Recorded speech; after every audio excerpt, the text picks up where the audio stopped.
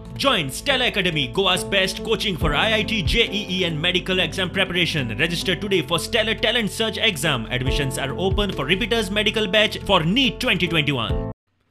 कोविडान IPLाकूय break लायलो. 9 एप्रिलासावन IPL सुरू जाल्ले.